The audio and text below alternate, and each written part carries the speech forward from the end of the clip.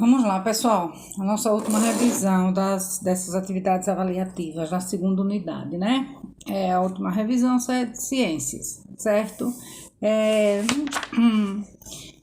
essa revisão vai começar a partir da página 45 do livro de vocês, que é a relação das plantas com o ambiente, né? Todos os seres vivos se relacionam com o ambiente.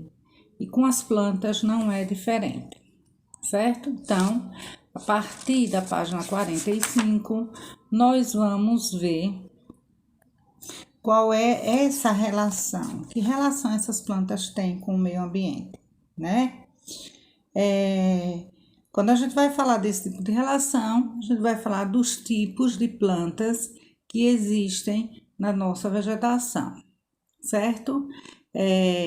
Existem as plantas que elas não são fincadas no solo, que elas não vêm diretamente do solo, né? Elas nascem em muros, em telhados, elas desenvolvem na água, certo? E tudo isso faz com que exista uma relação entre o meio que a planta vive, né? E entre esse ambiente que a planta vive, certo? Aí diz, os elementos que as plantas utilizam para crescer muitas vezes não vêm diretamente do solo. Elas podem até se fixar em diferentes substratos, como pedras, troncos de outras árvores, muros, telhados e até na água, né? E a partir de como essa planta se apresente, é que a gente vai dar nome a elas, né? Que tipo de planta é, ok? Podemos encontrar vegetais sobrevivendo nos mais diferentes ambientes, em regiões com temperaturas mais baixas, há espécies que conseguem sobreviver aos períodos frios, e nos desertos, mesmo sendo pouco favorável à vida, também há espécies que sobrevivem no intenso calor e a falta de água. Então, cada planta ela se adapta ao ambiente em que ela está inserida, certo, gente? E aí nós temos que tipos de plantas? Nós temos as plantas aquáticas, que são aquelas que possuem raízes, geralmente que não estão no terreno fixo, né? E ficam flutuando na água. Chamamos de plantas aquáticas, tá? E como é que elas sobrevivem? Da mesma maneira que os peixes, certo? Elas ficam na água, absorvem os nutrientes que são necessários, né? E como os peixes, elas retiram da água o oxigênio de que precisam para respirar.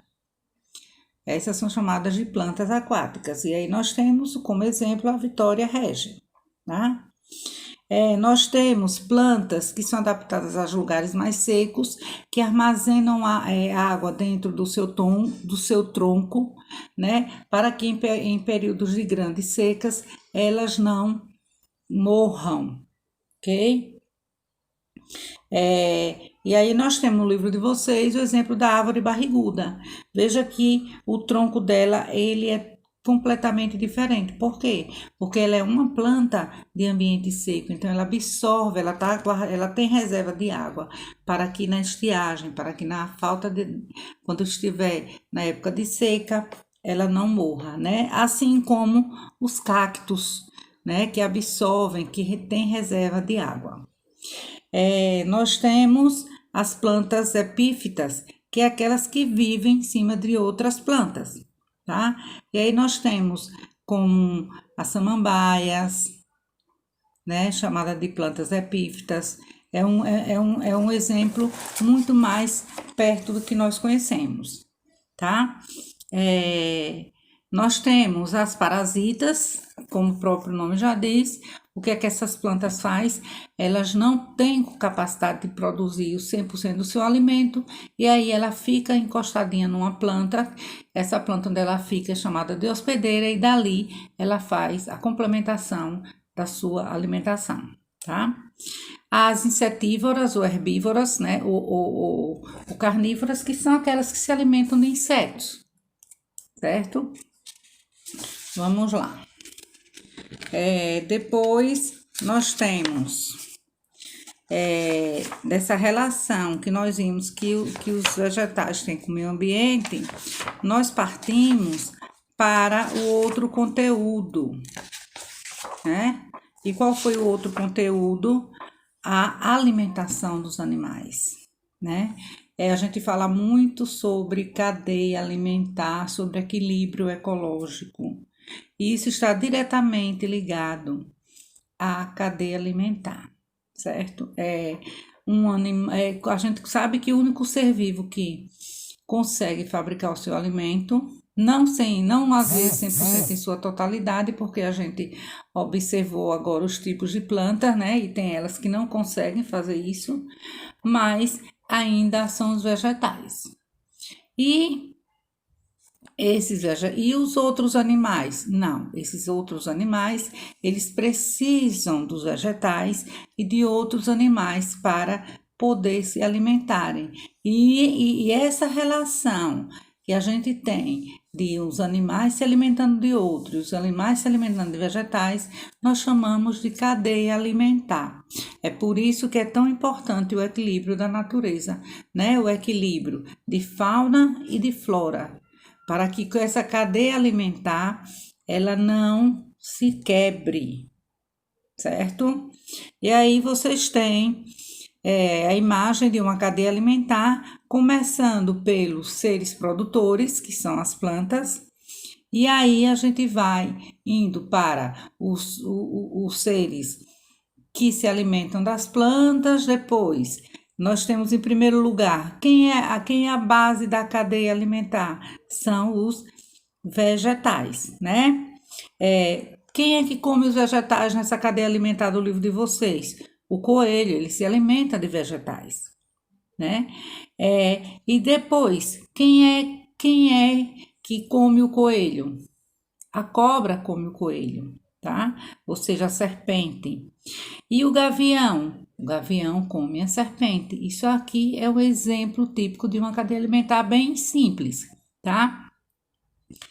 As plantas, como eu já disse, são chamadas de produtores, e os outros seres que vão se alimentando, porque elas são produtores, porque elas produzem seu próprio alimento, e os outros seres são chamados de seres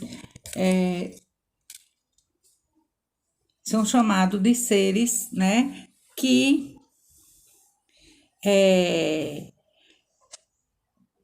esses outros seres são seres que começam a participar dessa cadeia alimentar, só que de uma maneira diferente, né? Então, esses seres são aqueles que se alimentam de vegetais, se alimentam de outros seres, e aí a gente tem uma classificação quanto à alimentação desses animais, a maneira como eles se alimentam, tá?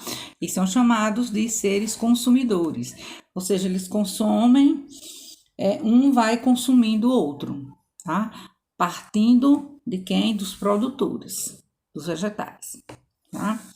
E temos os consumidores e, por último, nós temos aqueles seres que são os decompositores, que se alimentam de carcaça de outros animais, né? Que a gente chama de carniça, ou seja, tudo que está em decomposição na natureza tem seres que se alimentam dessa decomposição, ok? Vamos lá. Vimos também a reprodução dos animais, né? Que é feita de uma maneira muito interessante. Nós temos aí 2 tipos de reprodução. Aquela reprodução sexuada, em que existe a presença do macho e da fêmea, né?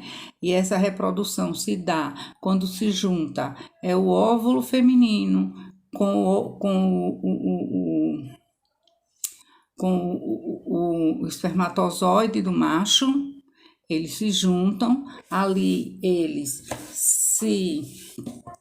se transformam em um pequeno óvulo, e aí dá origem a um novo ser, tá? Isso é uma reprodução chamada de sexuada, onde existe a presença do masculino e do feminino.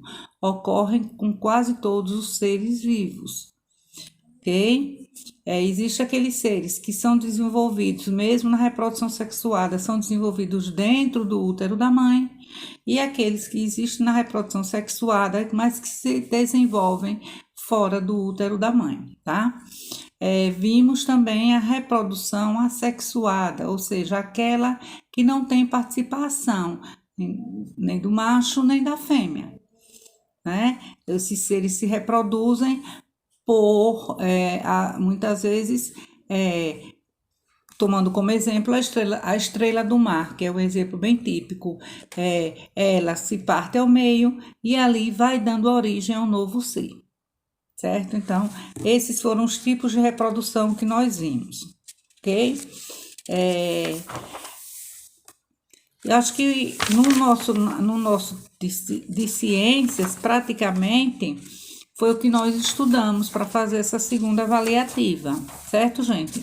Então, essa é basicamente a nossa revisão para a nossa avaliação de ciências amanhã, que é a última, né? Que deveria ter sido feita essa semana passada, certo? Então, desejo a todos vocês um bom final de semana. Fiquem em paz, saúde a todos e até segunda-feira com novos conteúdos.